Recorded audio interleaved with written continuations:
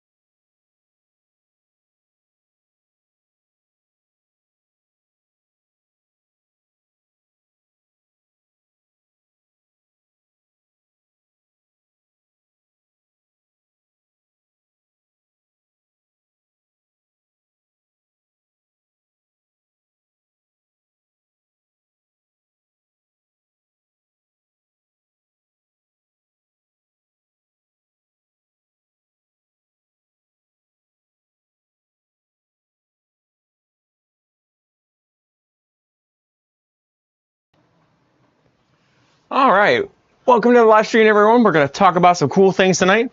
Hope everyone's been doing good for the last week or so since we last did our live stream here. Last week we printed with some glow-in-the-dark PLA, and that was pretty abrasive. But now we're going to try to step it up a notch tonight while we eat our pretzels, and we'll cover that here in just a minute. We'll get everybody in the chat here. Give some time for people to arrive on the stream. We're chilling. Looks like I need to adjust the camera for 2 seconds here. We got some crooked camera angles here.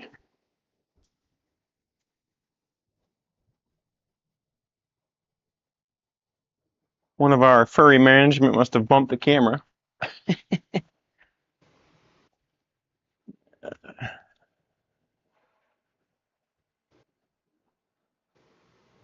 There we go.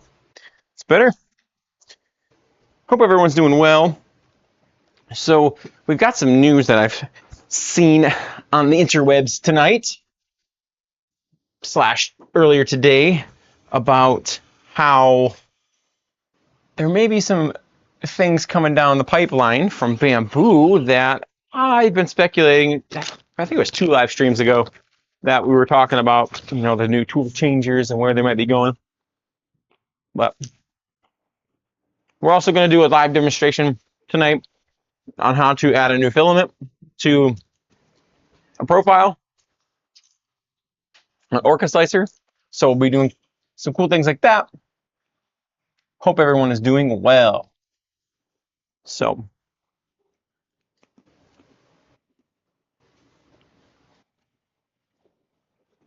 all while printing on our Phrozen Arco, our newest 3D printer. We're still waiting for that chroma kit to arrive. The news is that it's expected to get here sometime in mid-November. There was a delay and that happened. So we're expect that we understand that they're trying to get us the best product available. Even though this Kickstarter has been delayed frequently, we do appreciate that Frozen not having to make any changes after the products get to us is much appreciated. We've got our Dots Homestyle pretzels going back to the OG, the original. And we're trying strawberry kiwi sparkling ice water tonight. So while we're waiting here, let's get us started on some news. So I recently discovered that Bambu is doing, this isn't the main Bambu news that I want to talk about here in a minute. They have a new canvas type thing I want to try out and see what that's all about on Maker World. I guess you can upload images and create your own things, kind of like what is that? Something Forge.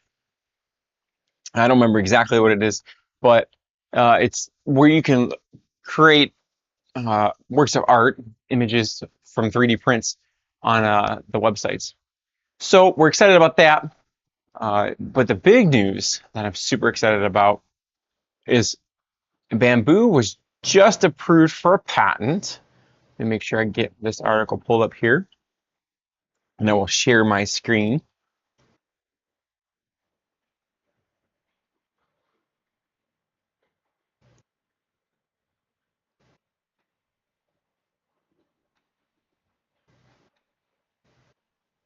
So you all can see what's going on.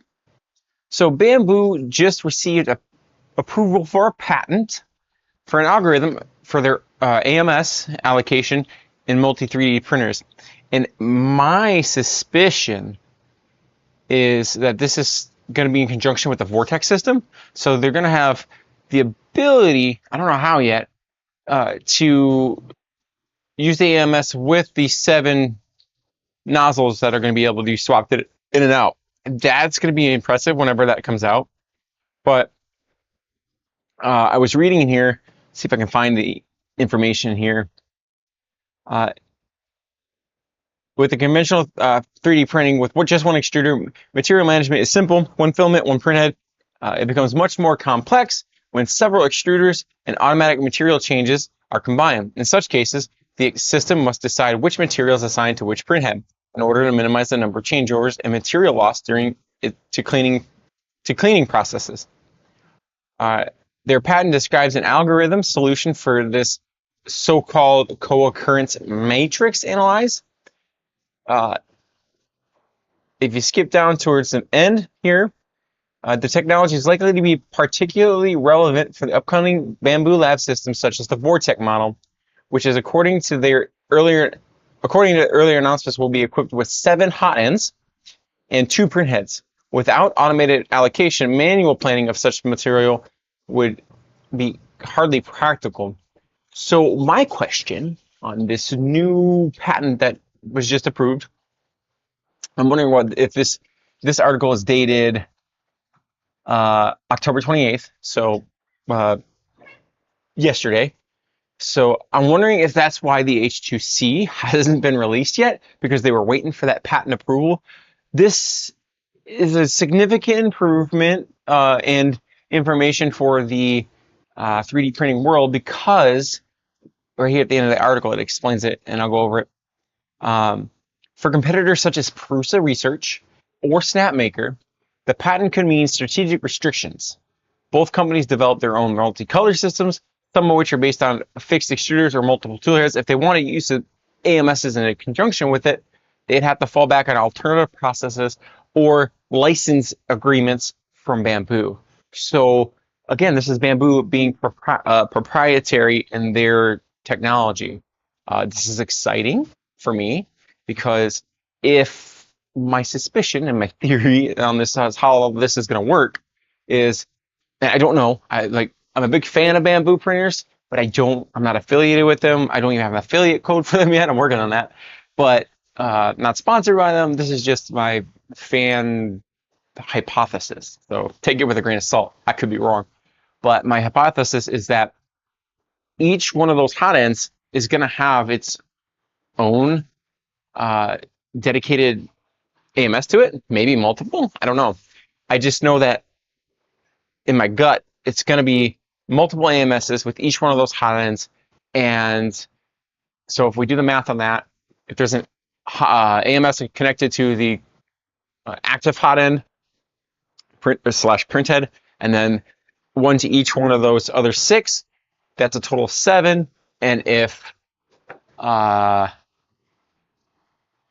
you use the 4 AMS system, which is what we have here, 7 times, that's 28 colors you can do. And supposedly it's supposed to be pretty quick with a 8-second hot end change. So that's a pretty significant improvement. Let's see if anybody's joined the channel yet. Surely they would have partnered with Index Solution that Prusa is supposedly going with on the Core 1. David, welcome to the chat, or welcome to the live stream. Yeah, I don't know. So something's coming down the pipeline. I think that's what the H2C hasn't been, even with that Black Friday sale, they said they were giving away H2Cs, but they haven't announced it yet. That's kind of weird, but it's exciting to see something is coming down the lines. And then I also think that something's coming to the P series too. I don't think 7 hot ends, but it's a little, and again, I could be wrong on this, take it as a grain of salt. It's a little, oops, you guys are seeing this screen capture again. Let's turn that off. It's a little different to the coincidental, that's the word I'm looking for. It's a little coincidental that they do this P2S refresh right before they do the H2C announcement. My guess, now again, this is hypothesis. This is, I don't know. It's just me playing that connect the dots detective conspiracy theorist in me going on. My hypothesis is that this P2S isn't a coincidence. They're going to release the H2C, and then people are going to see the large price tag on it, probably close to $3,000, and they're going to be like, I can't afford that. And then Bambu's going to come back and say, okay, well, we have this P2S. That's now a P2C. That is, instead of 7 tool changers, it's 4 or 5 tool nozzle swappers, and it's $1,500. I mean, to me, that would make sense from a business perspective. Watch me get embargoed or something for all this, but that's the excitement that I saw today from this article. I'll put that in the chat. David, they did that last year. They gave away one of their new flagships, but didn't know when it was going to be released. Now the H2C, they did say Q4. They did say Q4. I mean, Q4 could be all the way up to December 31st, but I would think that Bambu would want to get that out before the holiday sales. That's something else we're working on some content probably this weekend. We're gonna do like our recommendations on what printers for holiday gifts would make, like the good entry level printers. I'm still getting the concept together on that. I know the Bambu A1 Mini is going to be featured on that because I absolutely love that machine. So I love our Centauri carbons, even though there's that Elegoo debacle that's going on with, are they giving us an AMS? Are they not giving us an AMS? Again, the P1S is hard to beat, especially with that heavy discount now, if you do not care about having the latest model. David, P2C with 5 quick color changes, sign me up. I know, right? Sign me up too if it's a more budget friendly. I mean, they already put the AI into it. So to me, it just makes sense. If they're putting the AI capabilities in it, they got the ventilation coming in from the bottom into it. That is not what the P1S was originally. It was the budget dumbed down version of the X1C. The X1C is gone. So I don't know where that's going. Maybe they're going away with that. Maybe they're doing a refresh on that as well. I don't know on that one. But tonight I want to try, because we're working towards printing with more abrasive filaments and newer filaments on this Phrozen Arco machine that we have received. Let's get into that. So if you're just now joining the live stream, we're going to try, there's a project that I want to work on for when this multicolor system comes out. I want to put a tiki lamp by Blueprint 3D that I had them design for one of our my family members. Shout out to you, CJ. This one's for you, buddy. We want to do a tiki lamp that has totem poles in the four corners, and that the panels slide in and out. And with LEDs, it lights up. And I want to do it as big as possible. And I want to do it out of the corner post out of Wood PLA, just because it gives it that tiki vibe. And talking with CJ, that it's not going to be in a heated environment and it won't be having sun exposure. So it should be okay to be printing with this Wood PLA. The texture is absolutely like wood texture. But with that texture comes the extreme abrasiveness. This is probably the most abrasive material I've printed with so far. Actually, I can't say I printed with this yet because this is not have been put into our printers. This is a brand new roll. This is Maple Wood PLA. It's actually, the title of the filament is Maple Wood. It's a Wood PLA from Sunlu. If you check in the description, there is a filament code in there. Be Glorious if you want to get some of your hands on this material. So what I would like to do tonight is we're going to go to Maker World and find a tiki file, and I'm going to print this as big as possible as a test for this Wood PLA and more or less for the Arco, and see how it handles not only the coarse, really, really coarse. I mean, this feels like plywood. It feels like wood. Not only the coarse material, but the length of the exposure to the coarse material. Now, I do want to state in the beginning of this, we do have our engineer, or no, not the engineer, the hardened nozzle on our Arco. We don't have the stock nozzle. It does come with a hardened nozzle on as part of the backer kit, so we have that. We also have a couple extra nozzles coming in the mail from Phrozen. They got to come from China, so it might take us a little bit to get here, and that's why we haven't got our new content out for the disassembling the extruder and getting a nozzle clog out of the actual hot end.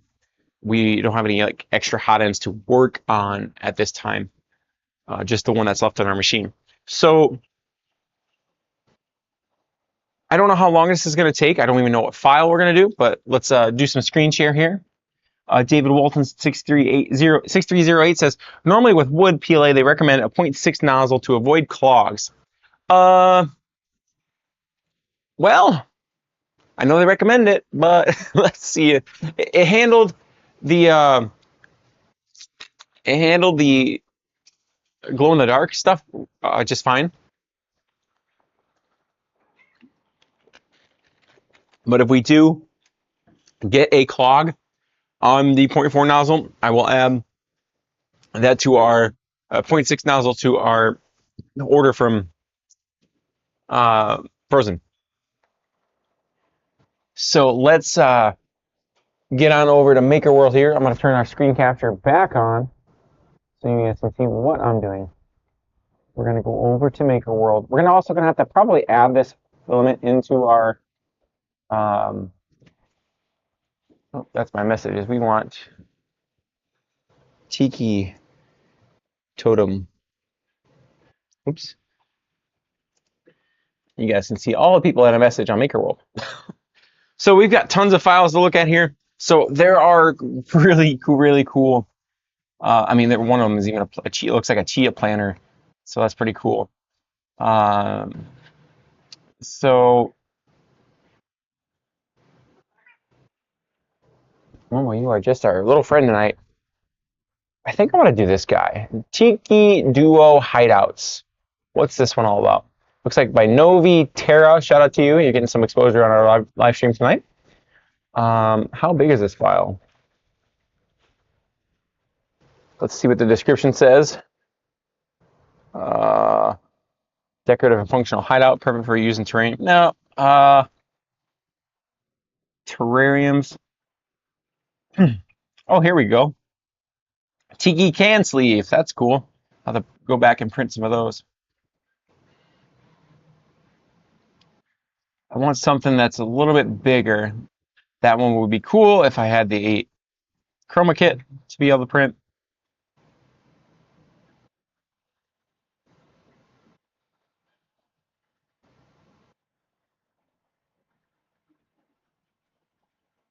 There was one that I thought Tiki statue, Tiki totem sculpture. Okay, this one looks cool. Presenting the Tiki totem sculpture, capture. All right, let's download this one. Let's see how big this is. We can always blow it up too. You can see all the thousands of things that I downloaded. Shout out to this Scatus file. We've been printing that out a lot. Open this with Orca Slicer. See all the different things that we've downloaded. Hey, we got to break up an employee fight. Are you playing, Momo? Are you playing, Riley? So apparently Orca Slicer is going to take a little bit of time tonight to load. I'm going to get back to our chat here and see with Wood PLA, the recommended points. Okay, we're still good on our chat. Okay, Orca Slicer is opening up. We're going to switch it over to our, so that's the A1 Mini. We're going to switch it over to Arco. We're going to discard any changes. Oh, this is a tiny file. So let's go back to the drawing board on that. So this is the fun part about trying to find a file.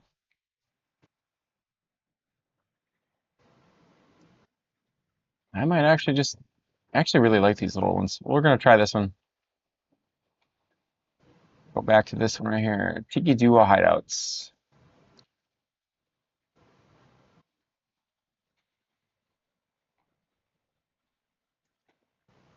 Open with Slicer. Sometimes I have to open with Bambu Slicer, just because I have the P1Ss. They don't allow you to use Orca Slicer with them, which is a little frustrating, but it is what it is.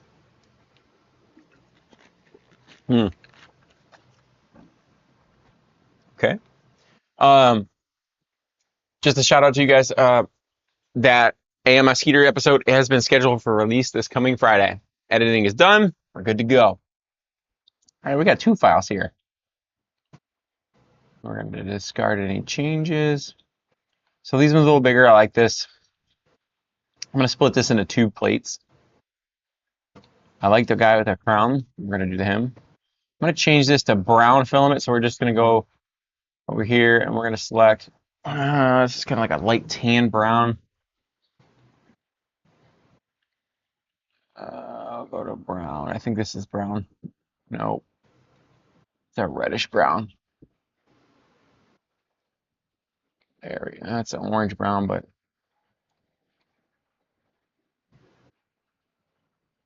there's that. So now I do not think I have the Sunlu. Oh, I do. So the Sunlu Wood PLA, I sit corrected. So in order to add that filament, you're going to want to go to Add Remove Filament, and it'll take a minute to load. So while we're waiting for that, oh, Momo, careful. Careful, Momo. I don't know why it takes a minute to load when you're adding a new filament. I don't know if it's my computer or if it's just the slicer in general going through the database of filaments. But in other news for 3D printing world, I still don't know if there's an update for the Elegoo debacle of the AMS. I'm on their Discord every day just to check in to see what's going on with that. Like I said, I'm super excited about what Bambu's got coming out. Phrozen is going to get their chroma kit to us. I'm super excited about that. Working with Voxel to see if I can get an affiliate code for them. I want to try some of their filament out. They seem to be pretty popular lately. No, I don't need to save anything. All right, so when your filament menu pops up, this is how I usually add.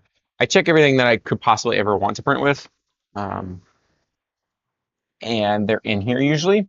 So you have your brands, and then you have your filament types. So you'll come down here to, you want to make sure Bambu's checked, and I usually check in, all the popular ones that I use. I got all these ones checked. I don't know what Elise is, but it's out there. And then your printer, you'll want to have that checked as well, whatever printers you're printing with. And if it's not in here, you'll have to add it through the system. So then you'll come down here into this section, and you'll scroll over. I believe it's alphabetical by brand. Yes, it is. So see, as you see there's Bambu PLA wood. We want to go all the way over, since this is Sunlu PLA, we're going to go over to the Sunlu section and Sunlu PLA wood right there, or Wood PLA. We already have it checked, so we're fine. So we're going to go over here, and now it should be in your menu. After you select it there, you can select it, and there it is. I don't know what this is. Weird. I don't know what that must have been, some sort of modifier. So I want to put this little guy over in his own build plate. And then we're going to take this file and we're going to really maximize. I think we're going to have supports for this. Let's check this out.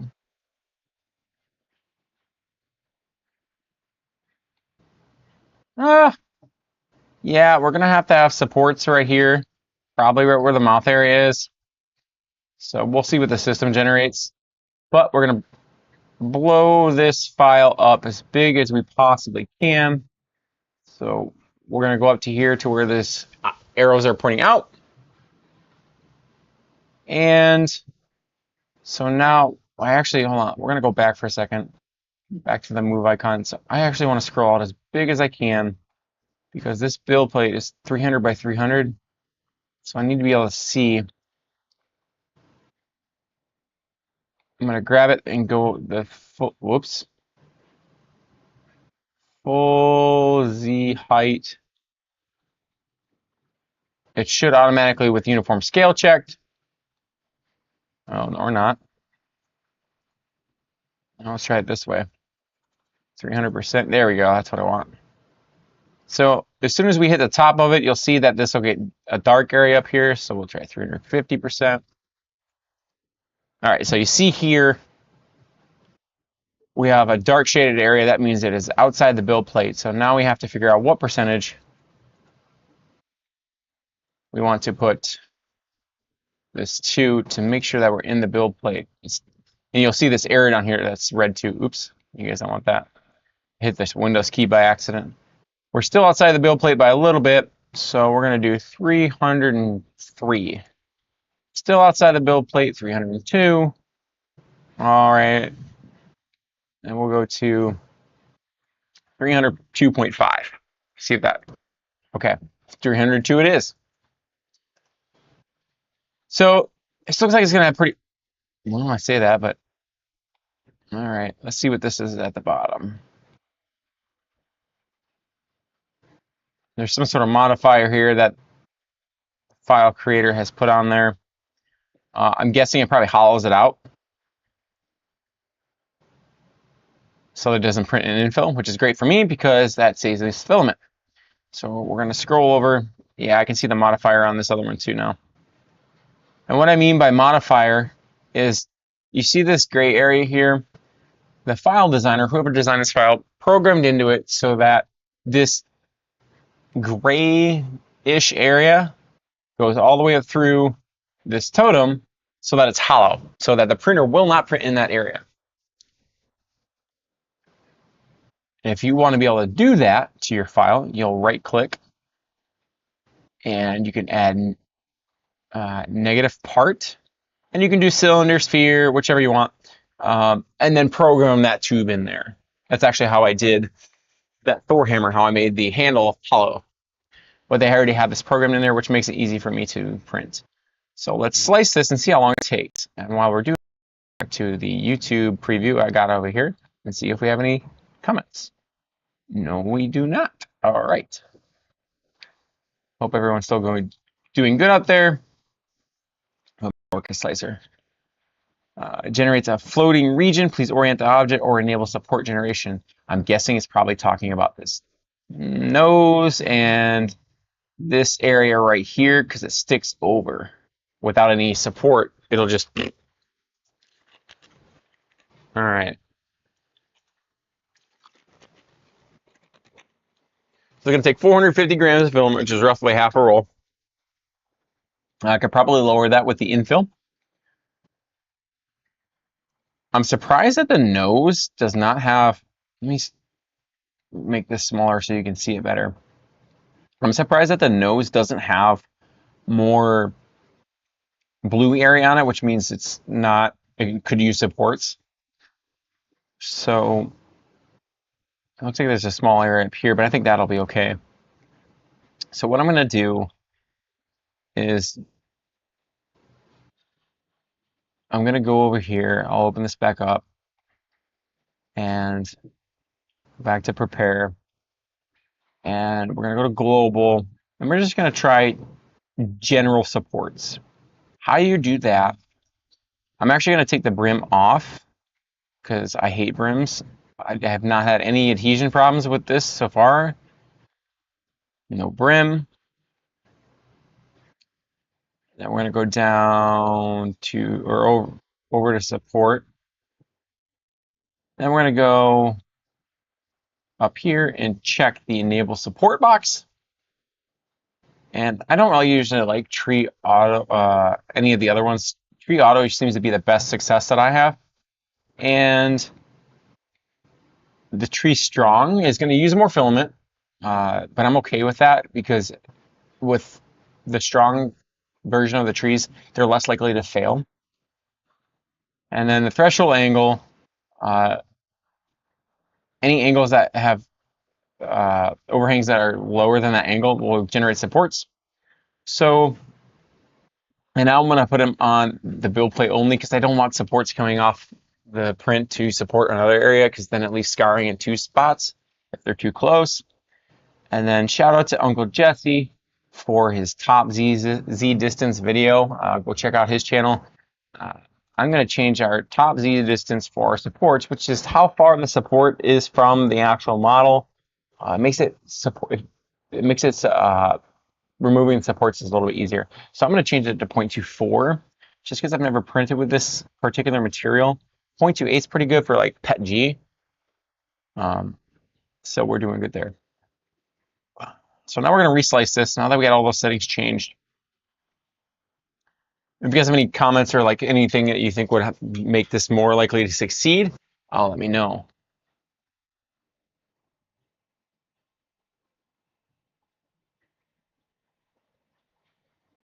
Check those comments and see what we got going on out there. All right, you guys are seeing, looks like a little laggy. We're going to close this off a little bit here just so we can see the file a little bit better. I'm going to drag this over here. So just going to use some more filament. So that 500 grams of filament is probably going to be, if I had to guess before, 600 supports. But this is a test to see how well this can print this material because I need to know for that project.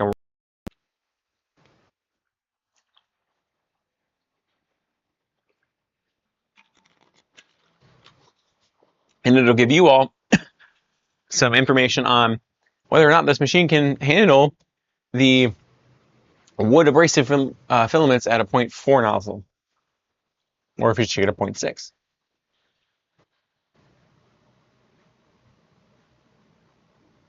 And I'm also interested to see how much the chamber fan kicks on because with Wood PLA, it has a tendency. I have a little bit of experience. I printed some jewelry boxes out of Wood PLA earlier this year, and it has a tendency to really heat up the chamber because I think it has to print it at a higher temperature, if I remember correctly.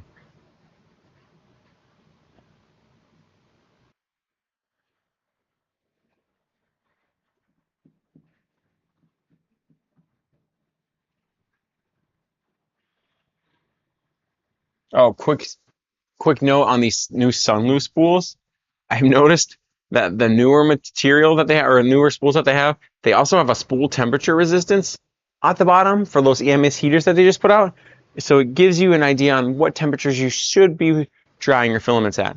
This one says less than 70 degrees Celsius. For PLA and obviously wood PLA, I like to keep it down at the lowest setting in there because it'll dry it out. It just takes a little bit longer, and you don't have to worry about messing up your filament if it's too warm. Whoo, look at all those supports. Actually, it didn't really add that much uh, total filament. Yeah, it added a little bit, about 60. Oh no, 450. It was 400 grams before, so it's adding about 100. So it's 600 almost. That was about right. Um, so that's a lot of connection points. That's a lot of places that need to be supported. Yep, so there's the hollow. It wants to support the top. I gotta scroll this way because it looks like it's not a rounded top, so it wants that support up there, which is fine. It's not the most optimized supports because I want to print with stronger support, so it makes it uh, more likely to succeed. And then we lowered that Z height for the supports right here, top Z distance.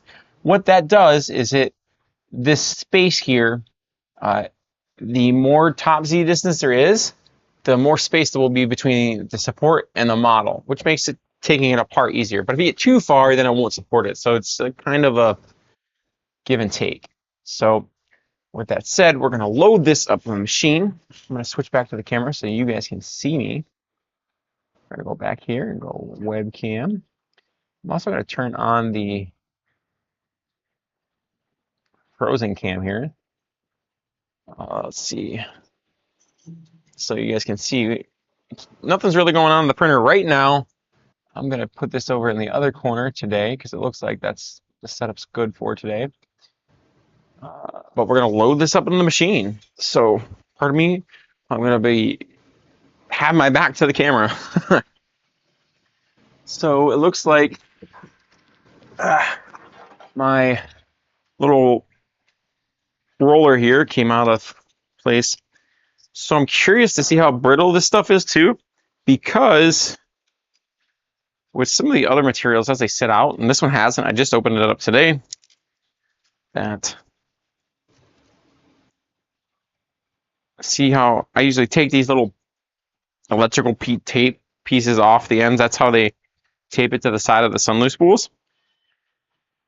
So I twist it off there. Then I'm going to slide this through here and set this in here. Roll this back because that's where my tube is back there. Actually, I'll leave that light off. And then I got to feed it all the way down through the tube. I cannot wait for that chroma kit because then I don't have to do this anymore. I just stick it in the chroma kit and it should go all the way through. And man, this stuff feels like almost like sandpaper. So it's preheated at 221. I'm going to, I'll show this to you guys so you can see it on the camera here. I've already preheated the machine to 221 degrees Celsius. Just so I can extrude this in the machine and see if you guys can see the print head. I'll slide it over here so you can see the print head. So the camera's moving on me. It's weird. There we go. So filament's going in now.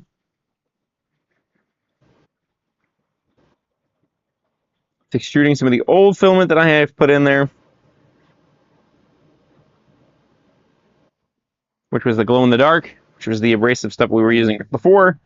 And now you can start to see some of that wood PLA come out. I don't feel any resistance happening, so that's good.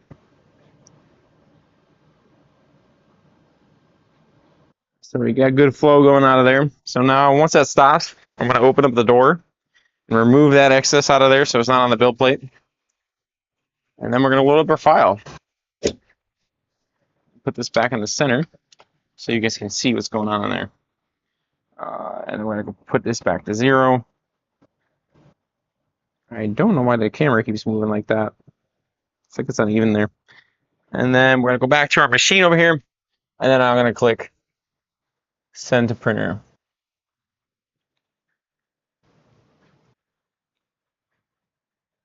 Tiki Trio is what it's called, even though it's only 2 files. Upload and print. So I'm curious to see what it's scheduled to print at temperature-wise.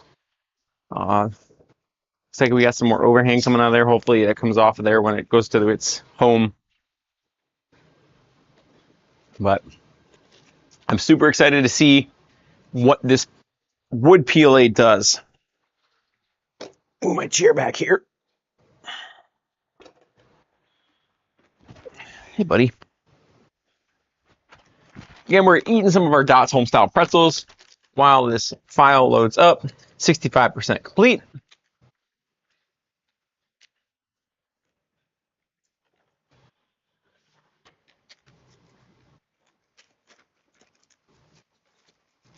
And again, David, if we wind up having that nozzle clog happen with this PLA, I'll definitely get one of those 0.6 nozzles.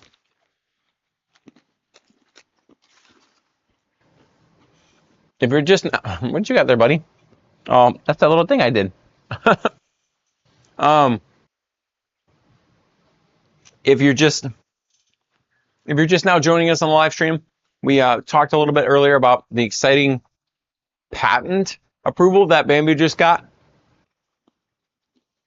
for the upcoming H2C and the hot ends, that vortex system working with the AMSs. The specific patent is for the software that goes with it, I believe. And I'll put that in the chat for you all. I'll put that article in there. Hopefully it's not too long for, there you go. That is in there.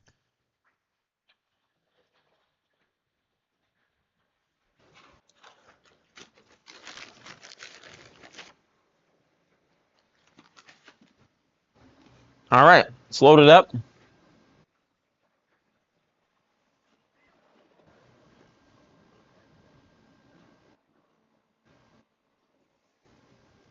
I'm kind of curious to see what that filament purge system is going to be with that conveyor belt. I got enough room over here for it, but I'm wondering if I'm going to have to put like a little trash can chute to go down into the trash can underneath.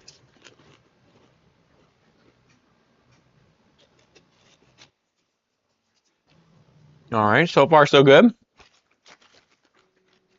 I believe I've set it up to do bed leveling first. Could be wrong. Nope, I was wrong.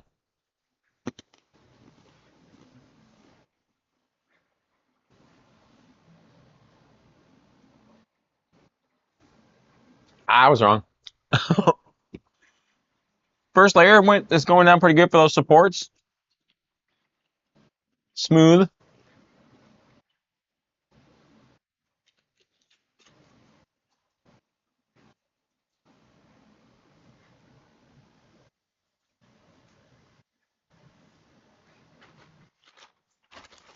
So far, it seems like it's handling the material okay. I don't hear any like grinding on the gears or clicking, signifying that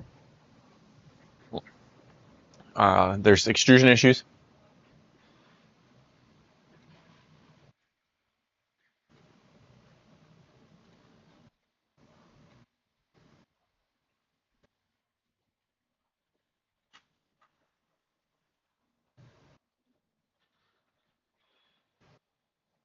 I'm really hoping that this file prints out really well.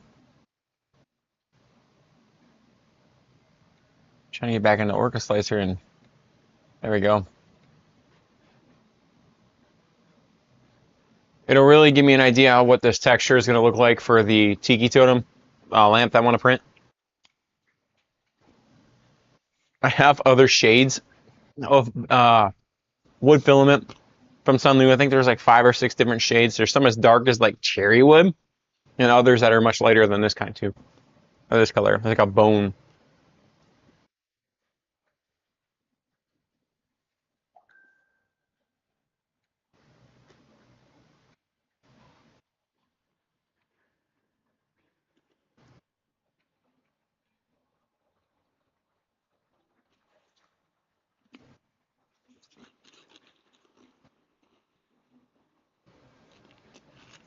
So somebody messaged me about today, or dropped in the comments today on one of our other videos, that pushed me over the edge to do it. I've been on the fence about it for a little while.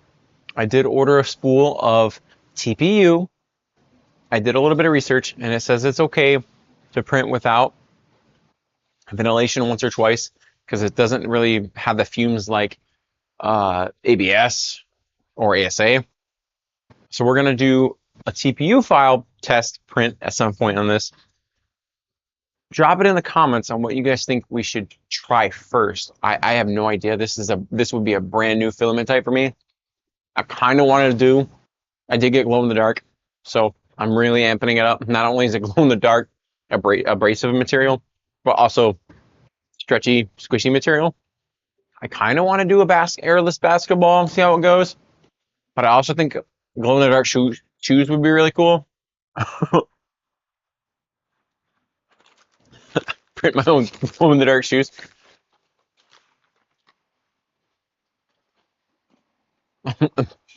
Watch them be really popular, and I'd be known as the local shoe artisan. People would be sending me orders for shoes.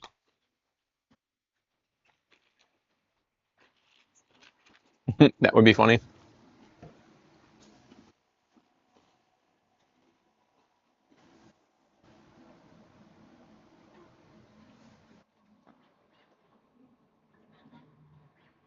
The texture on wood filament is so weird. So with PLA, standard PLA, even PETG, it's glossier and more silky. But this is like, if you take sawdust and mix it with Elmer's glue, kind of what that looks like.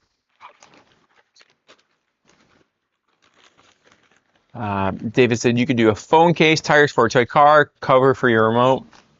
Oh, I wonder if they have fidget spinners for TPU. That would be popular, I bet.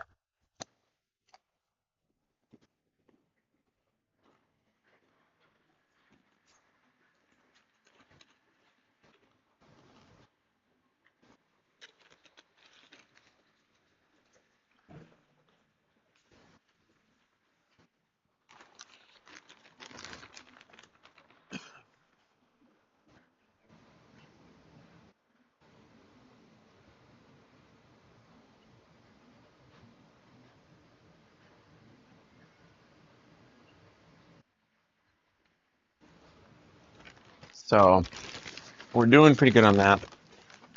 I just don't know what to print with TPU. I don't have any experience with it. What's the easiest thing to print with it? This is something I'm gonna have to research. Like, how do you do supports with TPU? If you got to do supports, because I don't know if it can support itself because of how squishy it is.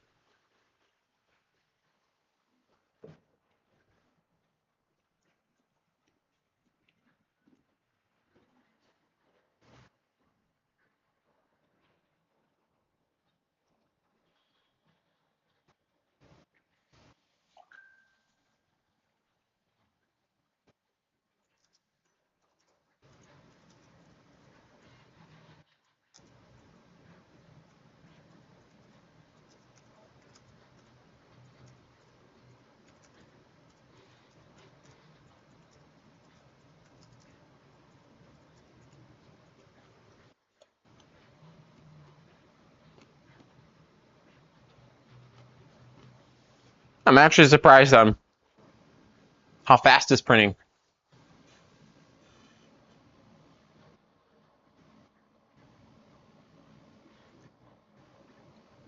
It's got some good separation between where the supports go and where the file goes.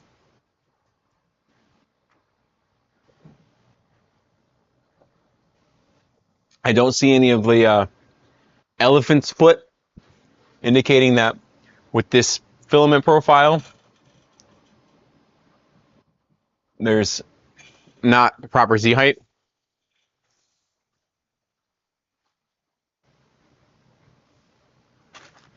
Just noticed my pretzel bag's nearest way.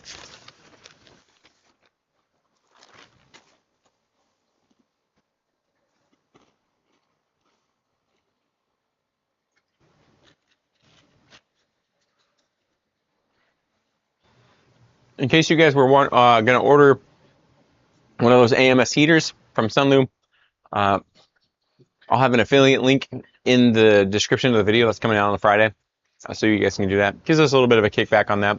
The Be Glorious code won't work for any like their 3D printer mates, but if I give a direct link for it, it will.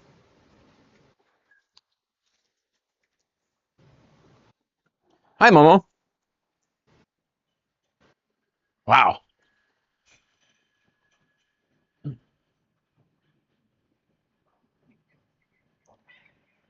I don't see any indications of that there's any clogs going on right now.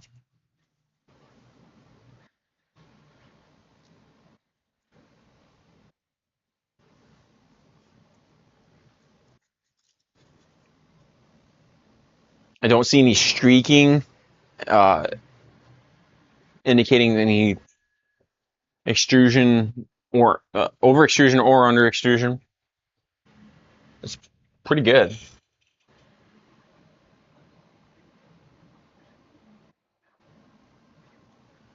Oh, I didn't see how long it would take to print this file. What does Orca Slicer say? Oh, well, actually, I thought it'd be more. To print this whole thing, it'll be 20 hours, so sometime tomorrow it'll be done. If it prints well, I'll print the other one to match it. So by next week, you'll be able to see the hopefully, this one works. Hopefully, two of them that are there.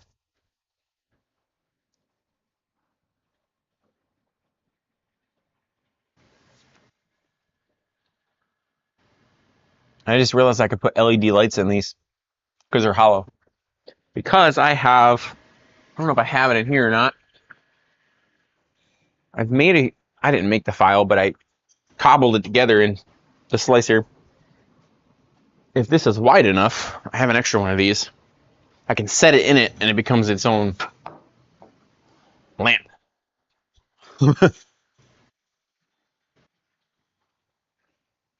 And with that many LEDs inside of it, it should light up pretty well. And if I have to, I can go in the inside of it with, it's not technically duct tape, it's aluminum foil tape that you use for ducts that is reflective, that it can push it up through the... If this doesn't fit, I can go into the slicer and shrink it or make this bigger and turn it into an LED thing. That's exciting. So fingers crossed, this turns out really well. And this is tall enough to where I could probably print... How many do I think I can get on that build plate? I could probably get 4, maybe 5 of these on one build plate. And it would probably double the print time. That's still pretty acceptable.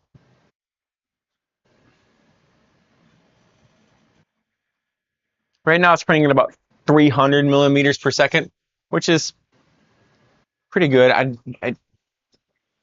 The filament says up to 414. So we're in that tolerable range.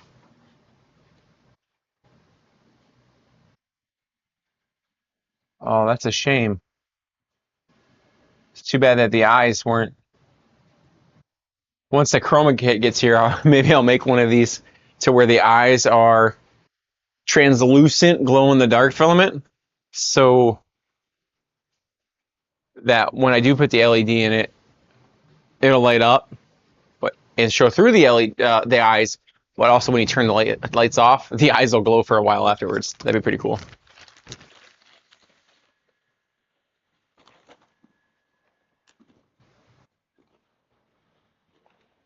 Again, shout out to Novi Terra. I'll put that link in the description or in the chat so you guys can have it for making these files. Make some pretty cool things out of it.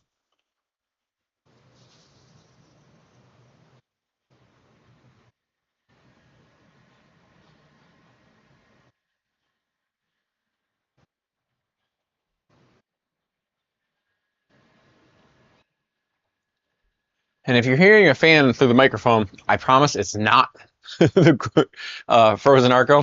It's this Centauri behind me. This fan is just cranking out. I've got some of those SCADA support brackets for the B-Roars printing on them for our art fair carts.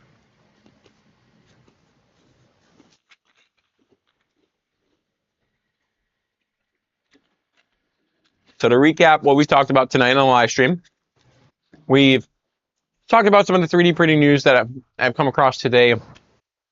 First being that Bambu is just recently been approved for their patent for that AMS software that works with the Vortex system. So that's exciting to see. Also makes me think that it's not coincidental that they just released the P2S before they released the H2C. In my brain, I don't know about anybody else's, they went with the H2D. Then they went through with the H2S, which is the single nozzle. And the H2D means dual nozzle. And then they have, after they went with the H2S for single nozzle, they went refresh the P2S for, I don't know what the P stands for, but single is the S part in there. And it's the second generation of the P series.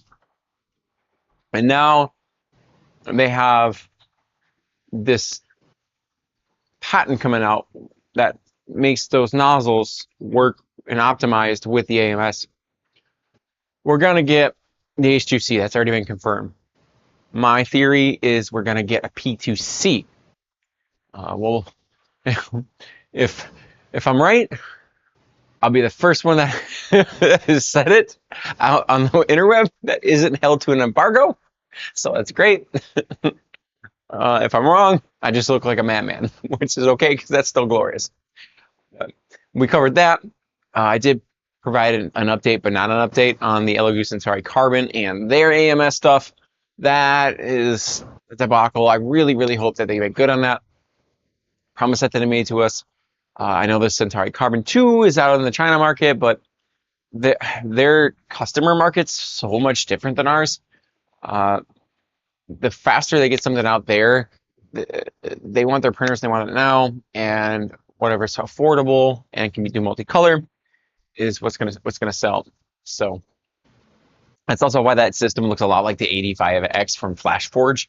It's kind of like a carbon copy of that with that AMS system on the side. It's only for 4 colors. I'm willing to bet that Elegoo is going to still do the AMSs that go on top of the Centauri series. However, I don't know. They haven't had any official word. That was supposed to come out in Q3. We're well past that. So that's what we talked about earlier too. And then we went over Orca Slicer on how to add a filament profile. We downloaded this file from Novi Terra for this Tiki Totem so that we could test out this new filament, the maple wood filament from Sunlu. If you want to try to order some of that for yourself, we do have a filament code, Be Glorious. And we also have our AMS heater video scheduled for release this coming Friday. I think I set it for 7 a.m. So look out for that. We're recording our next SCADAS video that's coming out. So that'll be fun to do. Gonna start trying to get some more content out so you guys can see it just for the makerspace. we've ordered our parts for the Phrozen Arco, so we can continue doing those how-to series on those parts and how to replace them. That was a popular video. It really helped some people out. That makes me so happy to hear that. Thank you guys for watching that video and showing the support there. We're so close to that 1,000 subscriber mark. I think we're currently at 970, 30 more to go, and we'll hit that 1K. I'm super excited for that. That's a huge, and I owe everyone a print of a pretzel when we hit that mark. Maybe we'll do that in wood and glow in the dark and for the salt crystals. I don't know. We'll figure it out together once the chroma kit gets here. So mark that huge milestone for the channel. So that's really moving, that print head.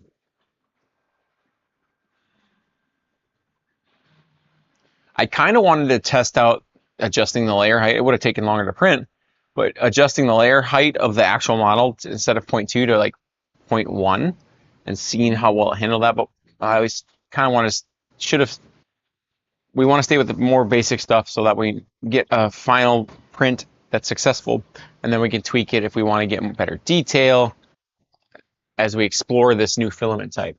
Also, we're going to explore TPU in an upcoming segment here on our live streams. First time I've ever printed with that one, or will print with that one. Let me know if you guys have seen any. I've seen it for the H2 series from Bambu, like a mod that you can attach to the fan duct to go out to an exhaust port, because I do have one up here that I can attach to vent it out if I need to, but I have not seen that model yet for the Phrozen Arco. Hey, did you knock over my drink, buddy? You did. Good thing the cat was on. There you go, buddy. Go play. But we printed some more of those Greenfinity bins that I've been talking about. We have a bunch of the green ones down here, and then slightly off camera you can see some of the blue ones. That's by K2 Kevin. We're working with him to design some corner ones for our booth. We're gonna do that as part of this Caddis. That's scheduled for episode. It's either 3 or 4. It's after we talk about attaching the Caddis panels to the B-Roar system and how to do that. Apparently that was not bolted down very well.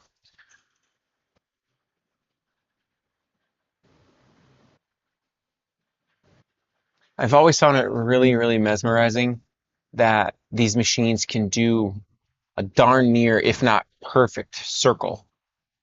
If you've ever tried it at home to draw a perfect circle, I can't even get close. So the fact that machines can do that, I mean, what kind of a world are we heading to? Are humans going to become obsolete? We have machines now, and now we have AI. So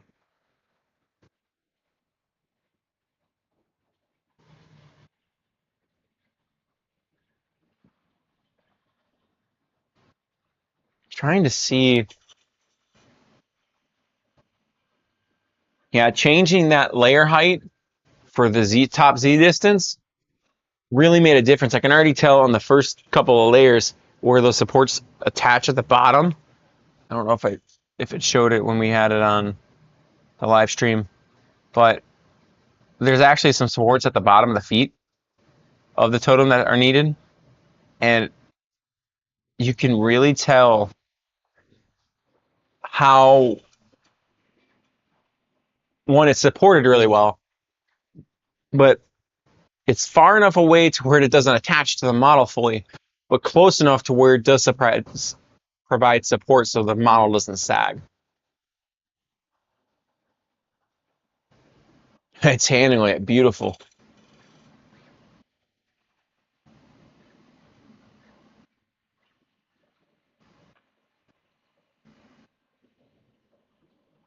I wish there was a way that I could tie in the printer, and Frozen, if you're watching, maybe you guys can work this into some software update that we can, content creators can use for it. But streaming from the actual internal camera, that'd be awesome. Or maybe I can mount a camera up here in the top of the enclosure at some point. It just would be hard to see down at the bottom of the build plate.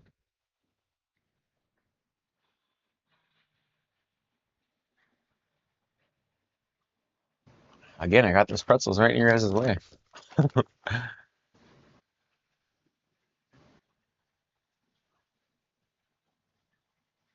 This thing's really moving now.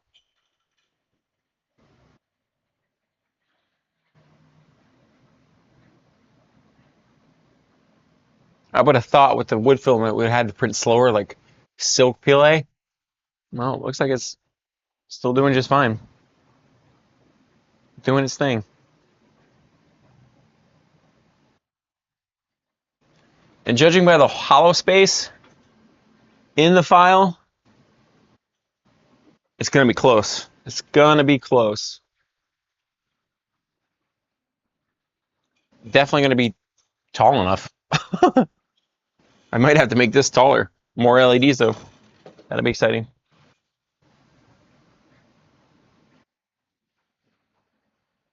Perfect circles. Who knew? We'll see how.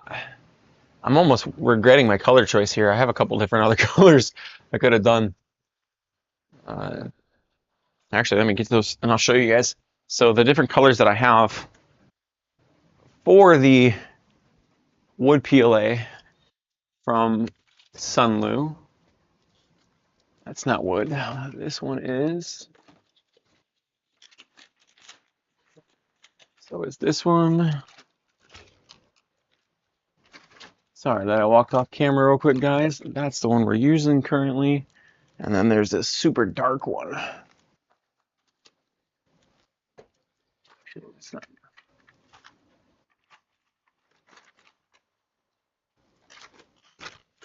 There's, it looks like 5 different wood PLAs that they're out there. So we have the one that we're using, which is maple. Then they have this oak color, which is, can't tell on camera, but it's slightly different shade of tan. Then you have this is cherry wood. It's a pinkish wood color. Then we have walnut wood, which is darker. This is the color that I almost wish I would have printed that in. And then the roasted chestnut, which is like a really dark brown wood filament. Actually, roasted chestnut is not a wood filament. It's PLA 2.0. It's just the color roasted chestnut. So there is 4 wood colors. Because there's there's 5. There's a burley wood too, which I have some of that over here. So there's definitely wood options if you want to use with Sunlu. Again, that code's Be Glorious if you're going to get some of that. Helps out the channel, gives you a little bit of a discount. As long as it's not on like a bare bottom sale. Oh, look at me be behind that camera thing. Oops, we'll change that real quick, guys. Sorry about that. Take the frozen camera off. So, hi Momo. So, again, to recap those wood colors, you got walnut wood, which is the color that I probably should have printed this out of to be more tiki realistic. Cherry wood, which is a pinkish wood color. And then there's oak, which is a lighter color than the maple that we're printing with.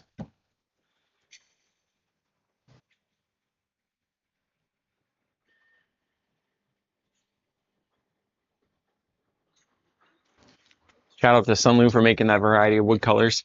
I'm really excited to see how. Fingers crossed that we get no clogs. But if we do get clogs, I know how to undo them. I've only done it about 15 times, just for practice of that video that we made.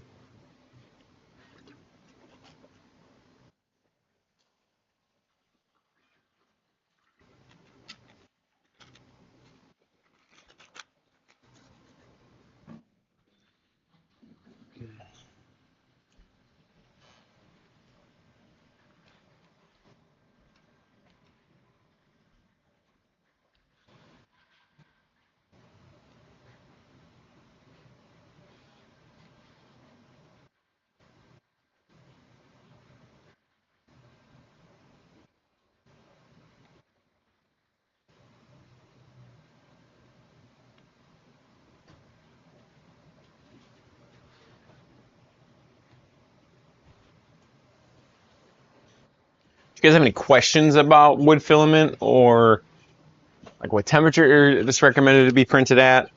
Let's see if the different color types need to be printed at different.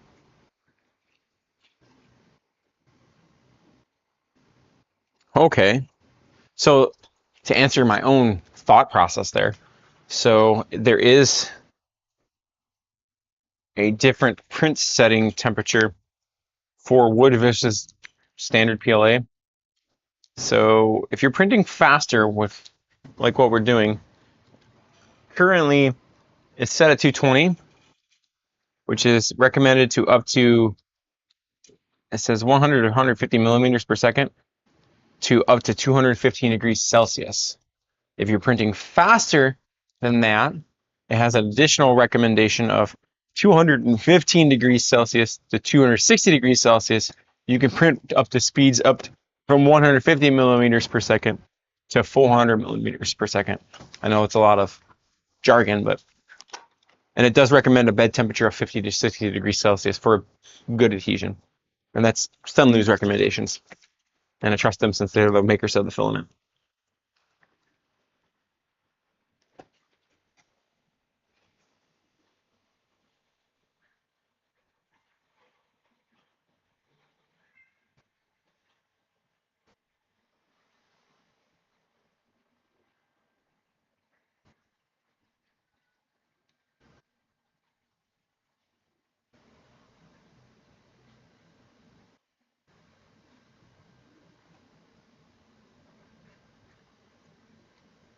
Something that I've been meaning to ask you guys, and I'll ask it in a poll here in just a second so you guys can respond back. I just don't know how to quite phrase it. If with these multicolor printers like the P1S getting dropped down to $500 and the 85X from FlashForge being $300 to $400, and these are becoming budget-friendly printers,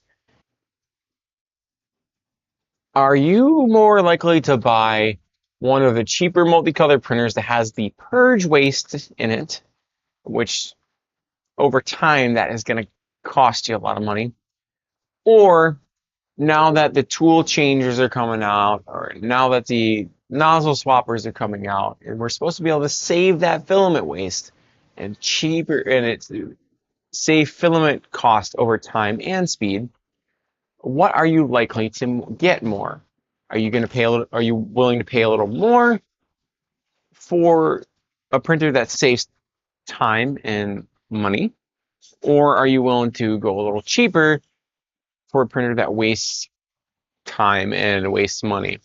I guess that's always the debate for everything in life, but let's put that poll out there. Start a poll. Would you go cheaper and waste time, money for filament, or to more expensive printer that doesn't waste filament slash time? I'll get those answers edited real quick here. Cheaper, wasteful,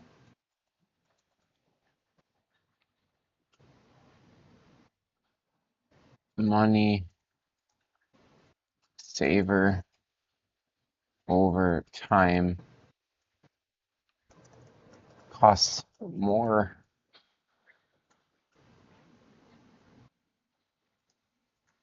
saves money, filament, and time.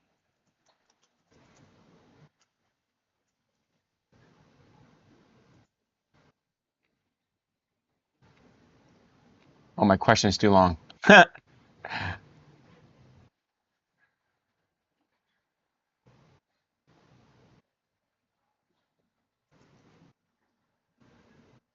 So cheaper printer wastes time and filament, or more expensive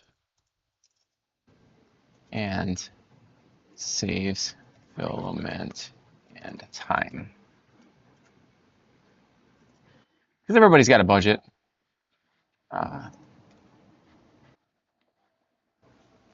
And with those budgets, sometimes it's easier to bite the bullet over time and spend a little bit more versus paying a bunch of money up front.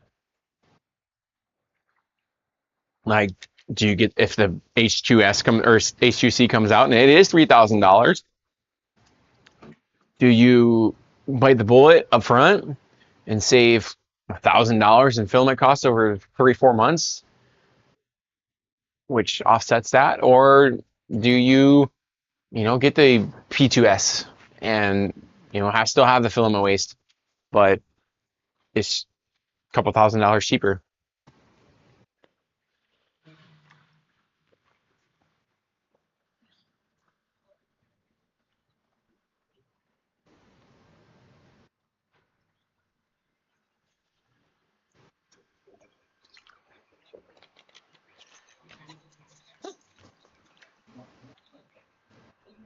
I don't know if you guys, I'll turn that printer cam back on. We made a little bit of progress here.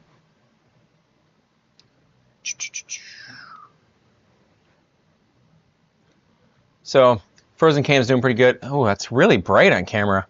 I promise that wood filament is not that bright. Let me see if I can turn off the internal light.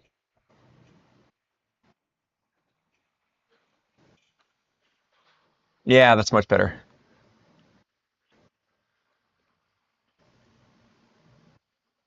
Ironically, the internal light was too bright for the camera. But yeah, that's more of a beige color that I was talking about.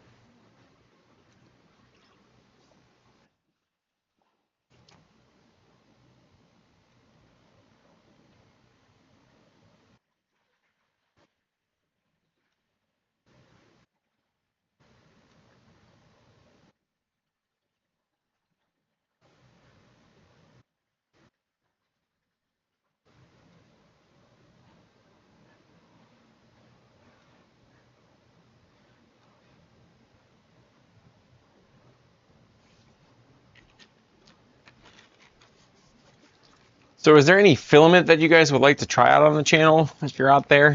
If you're watching this after the live stream is live, you can drop that in the comments.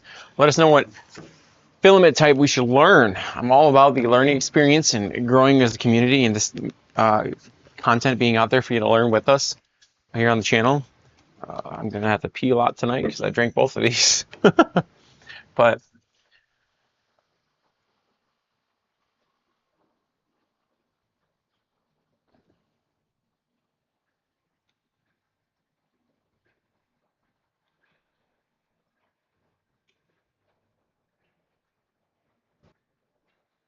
David says, want a printer that can do multicolor the fastest, saves time so I can print more. I agree. Saving the time. I really want to see how that Snapmaker U1 when it gets here. I don't know. I'm assuming we'll get it sometime between December and February. When it gets here, how much time that saves. I'm gonna have to put something over the top of it so our furry friends don't jump into it. But I'll figure that part out. Or maybe I'll close one of these shelves off so that they don't go into it. But it saving that time for me just means we can get more prints off and we take them to art fairs and sell them. And then I'm working on getting an Etsy shop or a Shopify or something like that. I haven't decided what I want to do on that yet. But we sell our 3D prints because it keeps this hobby for us going. So saving time is huge because it just means we can print more things. It also, saving that filament cost is probably going to be the biggest saver. Some of these multicolored prints, I won't print them off because it wastes 50% of the filament that goes into making them or more. Some of them, you get one print and it wastes double the amount of filament instead of, so like the Snapmaker U1, those 4 tool heads shouldn't have any purge. So I think they'll still have purge towers, but you know what? That's okay. I'll I'm also going to probably do this on a live stream. I'll have to figure it out offline, but I want to show everyone how to do print to objects. So you can print like fidget infinity cubes or print something as your prime object. I just know it has to be as tall as your model or taller. So that's pretty cool. So that's the reason why it's important for us to have these types of machines. Some of the questions that I've gotten out in the community when I go to these fairs and stuff like that are like, hey, what kind of printer would you recommend? For me, my recommendation is going to be different for somebody who's just getting into 3D printing. My go-to answer for someone who's just getting into 3D printing or has a 10-year-old, a 12-year-old kid at home, that'll be coming out in a later video, but that answer is different for them than it would be for me, because for me, I need something more specialized and more finely tuned to producing prints so that I can sell them. Someone who wants to just print their own toys at home or thinks that it's fun is going to have those different needs. So David also says, and please make maintaining these machines as easy as possible, more modular, not a million screws to take things apart. I 100% agree. That's kind of why I'm a little uncertain about the SnapMercury 1. I don't have it. I don't know what's going to be into changing those tool heads out. If there's something does break, I know not all printers are created equal. I know when we first got the Phrozen Arco, I was a little worried when I took apart that hot end or that extruder assembly. I was like, this looks complicated, but it's not. You got to remove a couple of screws, but it's not as complicated, and that's why we did the video, to show everyone, hey, it's not as complicated as you think it is, especially once you do it once or twice, you get the hang of it.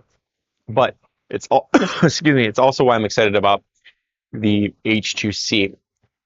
From what I can tell, it's going to be similar with the the A1 Mini and the A1. It's got that clamp that just the nozzle you can take right out.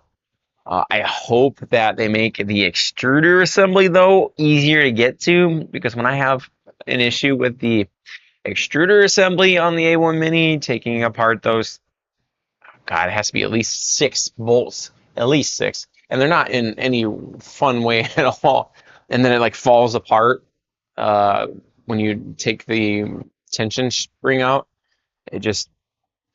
There's got to be a better way to do it. So I'm hoping that they address that when they went into this H series. David says, you can buy a replacement tool head for the U1 for less than $70. That's exciting, because that was when the Neptune 4 Pro came out. That was one of the things that I've noticed. Hey, taking this thing apart is a pain in the butt. But the extruder head, the whole entire head was only like $39 on Amazon. And I was like, okay, let me go and buy a new head instead of having to spend 2 hours trying to tear it apart.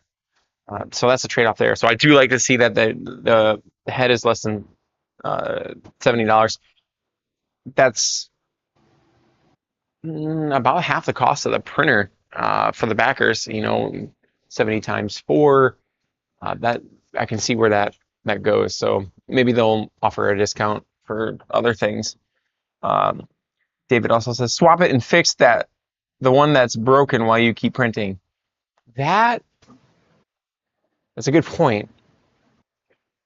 I'm hoping, I don't know how that's going to work if the print heads are in the back, though. It'd be kind of hard to work on it. I guess you could turn the printer around while it's printing. A lot of these printers now are stable. The A1 Mini I could push it around on concrete that was bumpy and it still printed fine. We took it to Panera. You can see this part of our shorts.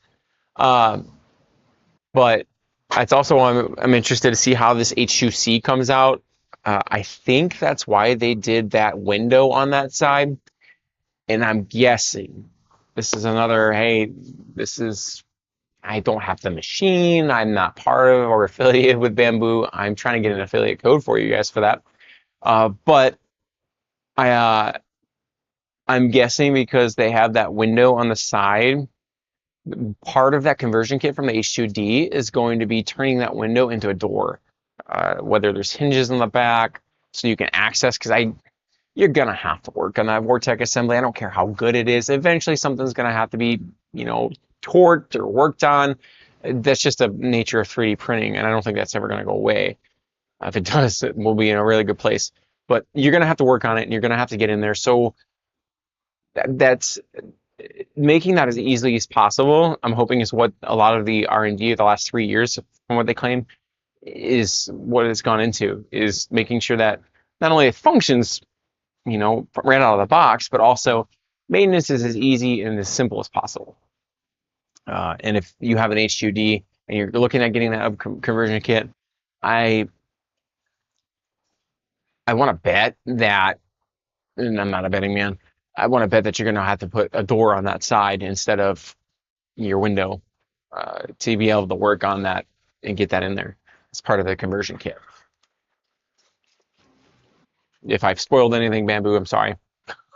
This is just curiosity and speculation.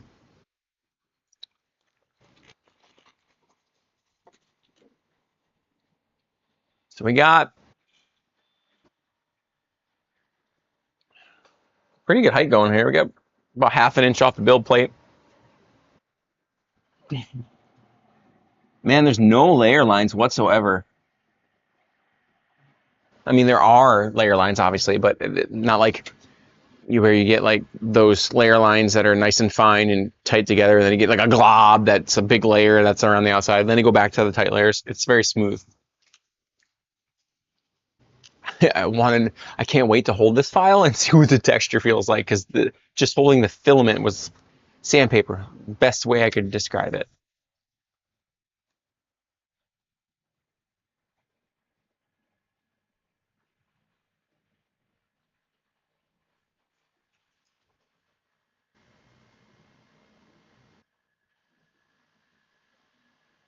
While I'm here, let me see if I haven't gone to the what was it, Printables website. Printables. If they have it, I'll put it on screen for you guys. Uh, Frozen Arco. I haven't searched it for a while to see if they have any. Okay, so next episode, I am definitely going to be printing this. I have whoever. Before I get excited, let me get this screen share for you guys. Screen capture. Get this closed out here so you can see what I'm seeing.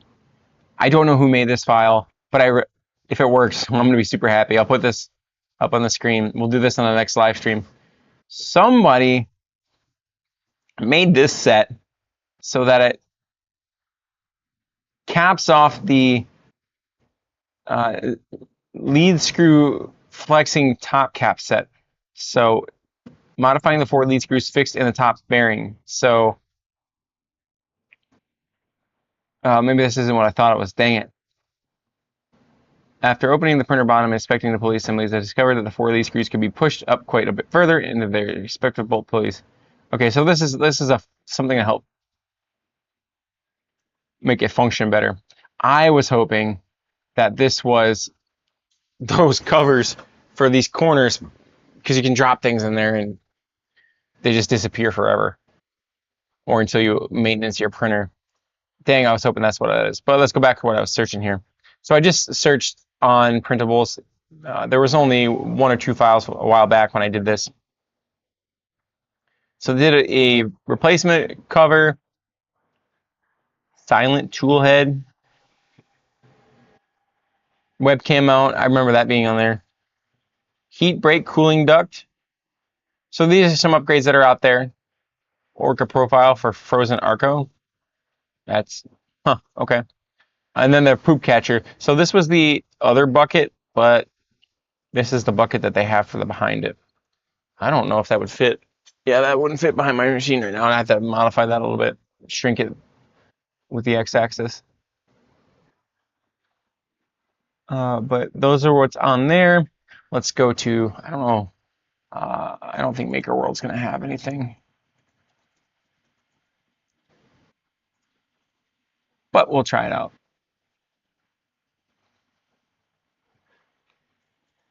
Frozen Arco. no stuff on Maker World for that, which is fine. But oops, back to here, and then we'll go back to Streamlabs and put the screen capture. Oh, you guys didn't see that. I thought the screen capture was on. My apologies, guys. So what I searched was on the Printables website here. So this is what I was excited about here. Phrozen Arco Z lead screw. I thought that was the cover for the Z-axis, so nothing would drop in there. If I had skills in Tinkercad, I'd probably just make it myself, but I don't have those skills yet. But here's some cool upgrades that you can do. Heat break cooling duct, Frozen Arco replacement extruder cover if you break your cover for whatever reason. Got a webcam mount. I want to see that. See if it mounts to the top of the machine, so I'm not sure that would work anymore because I have the Penta shield on.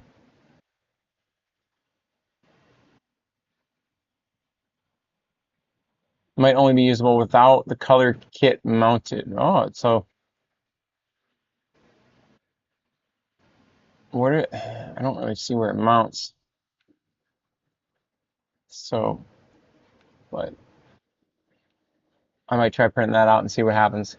But that's what I got excited about, guys. But it wasn't quite what I thought it was. Bummer.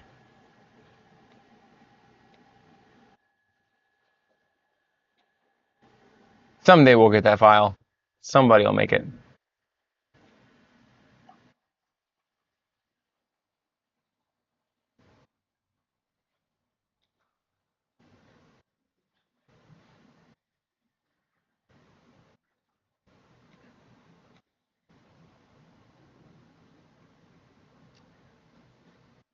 Screen captures. Oh, I saw you guys' comment. Yeah, I went back there. If you guys need me to go back there again, you can just drop it in the comments. Sorry, I wasn't on the screen.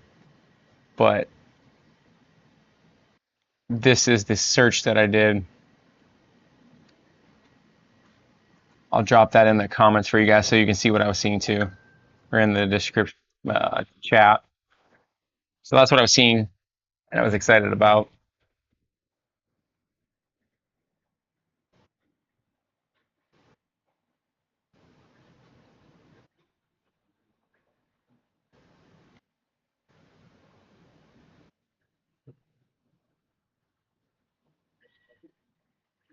I wonder why that camera's not focusing as well. I'm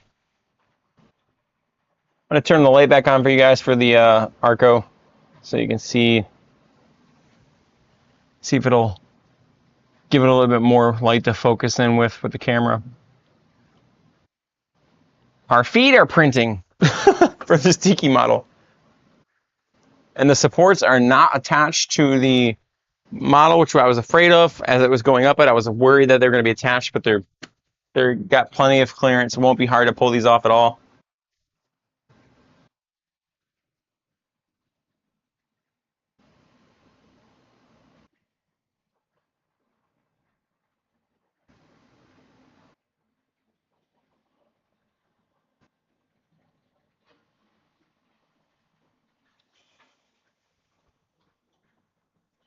Yeah, those are the feet that you see there, and it's hard to tell because of how bright the filament looks like on the camera. But there is plenty of separation between the support model that goes up with it versus to the actual model.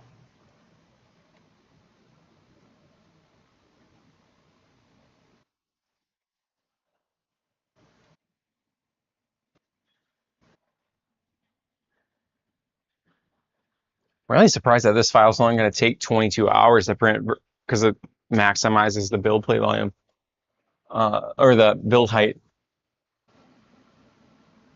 I don't know if it's fixed yet in the firmware updates. I haven't tried it yet, but I'll figure it out after this file prints out.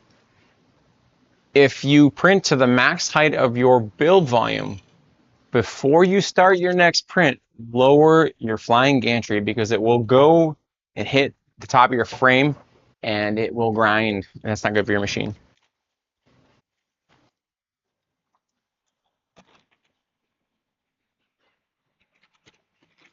So that's something I learned the hard way. I'm like, why is my machine making that noise when I started an next print? Because instead of going down first, it went forward first. And then it never hit as far as it needed to go because the frame sticks in a little bit. So hopefully they fixed that in the firmware update.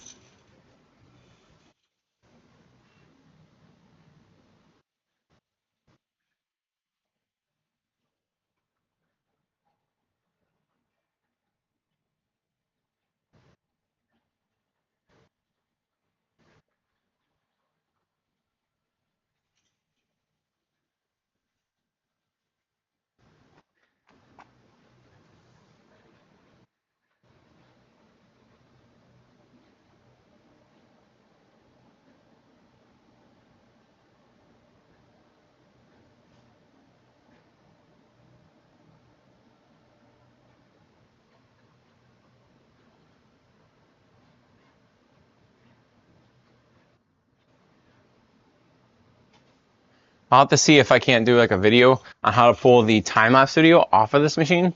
I haven't tried that yet, but I like to do short videos on the creation process. And I haven't done a short video yet with the Phrozen Arco on the time-lapse. So I'm gonna have to try that out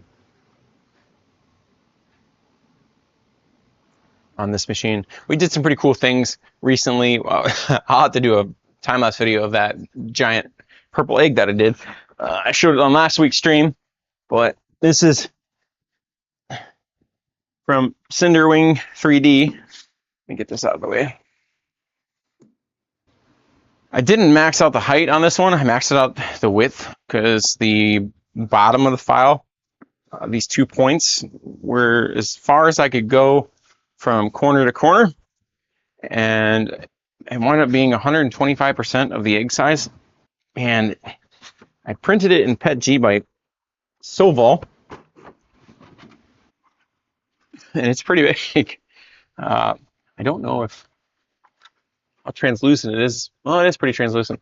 It is translucent PETG. It's a gradient purple that they have, and I mean it's a bucket. I don't know how much liquid it can hold, but it holds plenty of our hatchie pals. So we got lobsters in here, and cardinals, and mosasaurus. We got all sorts of stuff in here. I actually forgot these were in here. We also printed one of this giant Mario coin that's by Blueprint 3D, and it was a little tough to get the supports out of it, but we printed it out of PETG, yellow PETG, because it's a Mario coin, and I wanted something that was shiny. I will say that if I could go back and reprint this, which I may at some point, especially after once the chroma kit comes out, I might color this in here.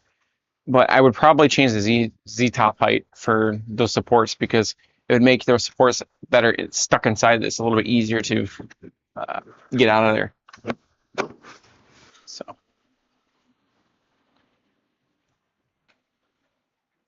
I need my seat back, Riley. You started the show now? You the star of the show now, buddy? Well, I was talking on camera and I was behind the live stream or the live camera. So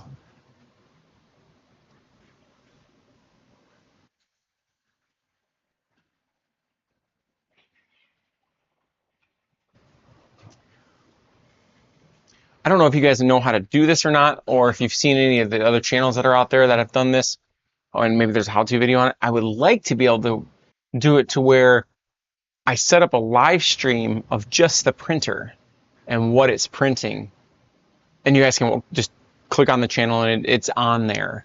That'd be wonderful to do. It's something just for viewership and to let you guys see what we're printing currently. I don't know if it's possible to do with the other printers, but I'm pretty sure I can hook up a camera inside of this one because this is so big and it won't hurt anything. I could maybe print that mod off that somebody created.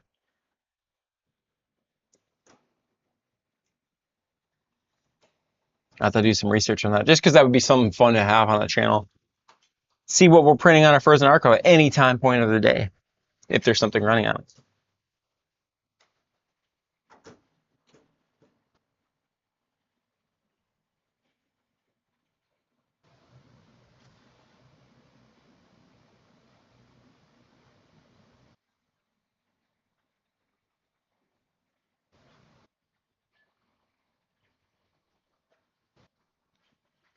you guys are just now joining us on the live stream, today we talked a little bit about some news. I mean, we're going to do that probably every Wednesday night now, just because it's kind of fun to talk about what's happening or not happening in the 3D printing world.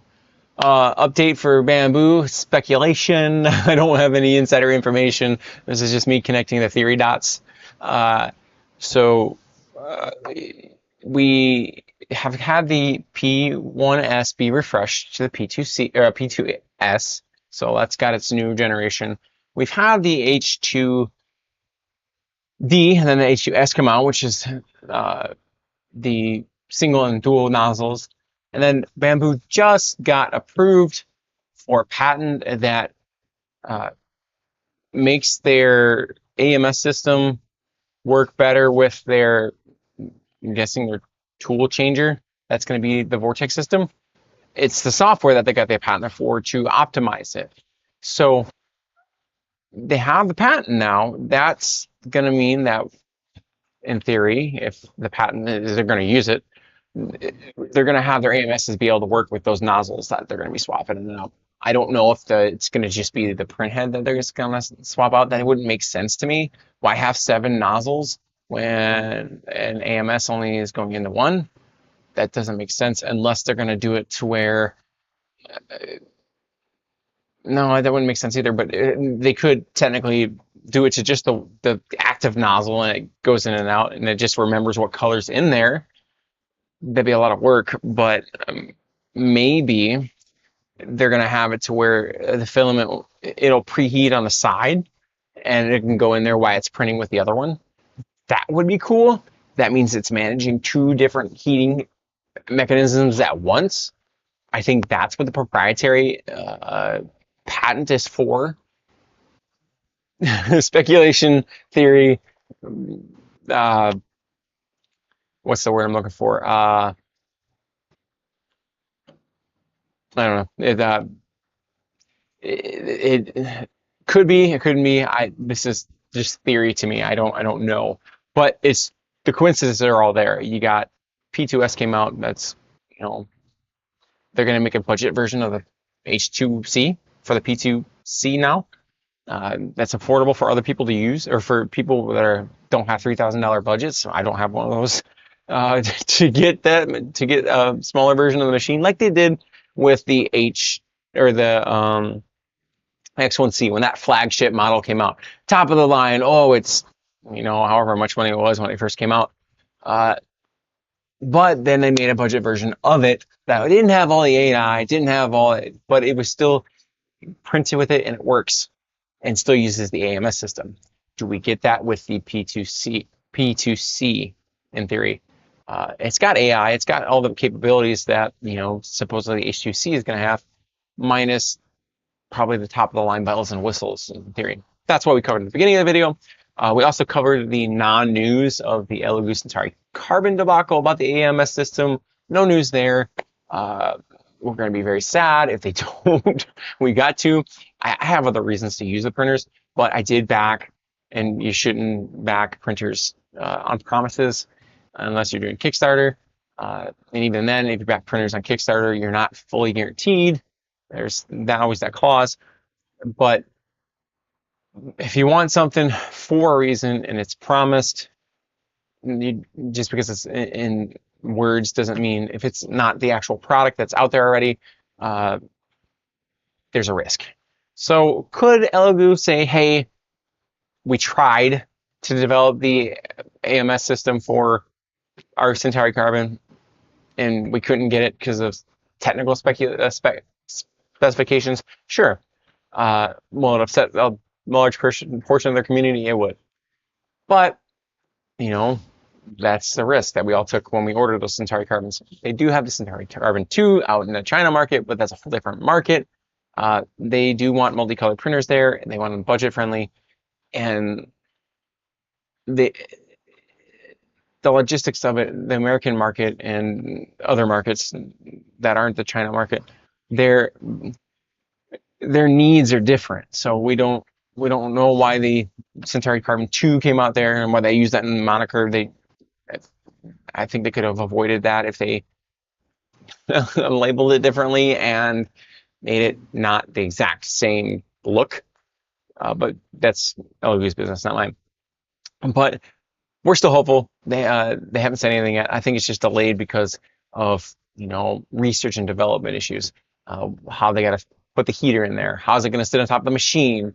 And if it doesn't work right away, I mean, we've seen it with the chroma kit for the Phrozen Arco. It takes time to develop these things, and Elegoo may have rushed it too quickly. I hope they overcommitted and didn't. They just overcommitted with time. So we covered that, and then we covered how to load a new filament into Orca Slicer. We're printing with a new filament on this Phrozen Arco with the wood filament from Sunlu. Be Glorious is our filament association code with Sunlu, and that's in the description below. This material is very abrasive. It's the most abrasive material that I've printed with, and we're going to see how well the Arco handles it at the 0.4 millimeter nozzle. One of our viewers, David, shout out to him, did say that sometimes it's recommended to print with a 0.6 to avoid those clogs because it's a bigger nozzle hole, so more of the stuff can come out. But I didn't know that when I started. So we'll see how it does with the 0.4. If we need a 0.6, we will upgrade it to a 0.6. I'll have to order it, but we can get it in. But so far so good. Knock on wood. But the detail's doing great. We're getting just over the toes now, and let me show that on camera for you guys, and so you can see it. And I'll turn the light off for the camera. There it goes. I want to say it's right up there with any of the other prints that I've done on any other material. It's high quality. Layers are great. The distance between the supports and the actual print are fantastic. It's not stuck to the print like I've seen some of the other files that I've sliced. It seems like the wood profile has carried over in Orca Slicer to the Phrozen Arco very well. We haven't got to any of the attachment points yet, which are the lip area of the Tiki Totem, and then it looks like some of the eyebrows were also part in the nose, or the attachment points we did demonstrate on the Orca Slicer demonstration on how to adjust your top Z layer height so that you get a little bit more distance out of there. I learned that from Uncle Jesse, shout out to him. And it was recommended on one of our earlier live streams by one of our viewers, which was a refresh for me. So that'll help with supporting your file enough, but also not being too close and being accidentally welded to it and creating a scar on an unneeded scar on the model. So I'm super excited on how big this is going to be. It's going to be an actual Tiki Totem. I don't remember if you can place stuff on top of this, actually. Is there like a flat spot on this head that you can place? No, that would have been cool. The other one you can, but not this one. So, and we talked about, you know, when the chroma kit comes out, maybe I will go back and reprint this model. And since it's hollow on the inside, I have made this with LED lights and a cylinder to be able to put this inside and make the color in the eyes with a translucent glow-in-the-dark filament. So printing two different abrasives at the same time with the hardened nozzle and the hardened gears that come with the machine, which is awesome because backers got that. And I'm super excited to see that. That's a chroma kit test that we can do. I'll just have to remember it when we finally get it in mid-November, which is coming up in a couple of weeks here. Then we talked about what we've printed in the past. Mario coin by Blueprint 3D. That's where I was kind of remembering about the top Z layer height. Should have adjusted that when I printed this. The supports in the interior of the coin needed to be pulled away from it because they were really tough to get off there. They were almost fully adhered to the model. And then we printed this monster crystal egg by Cinder Ring 3D. We maxed out the build volume from corner to corner with the bottom. So it turned out really great. It's super shiny, and that would be, I'm torn. If we didn't have the filament waste that we do today with these printers, because that's what we're looking forward to with these new model printers that are coming out. Snapmaker U1, H2C, Prusa's new index system that's coming out. If we didn't have those limitations with all the waste, I would have already printed this file in this same filament, maybe a different, an earthy tone filament, and then the crystal modules I would have printed in the purple translucent filament, so that it'll look like an actual earthen egg with, but I painted it in the slicer, and it would have wasted half a roll of filament just in purge waste. So it didn't make sense. So when we get those new, those will be some of the test prints that we'll do, especially on the Snapmaker U1, because we did back that printer. So that's what we've done on the live stream tonight. I hope everyone has enjoyed our live stream. If you haven't, check us out on Patreon. You can check us out on Facebook. And until next time, guys, be glorious.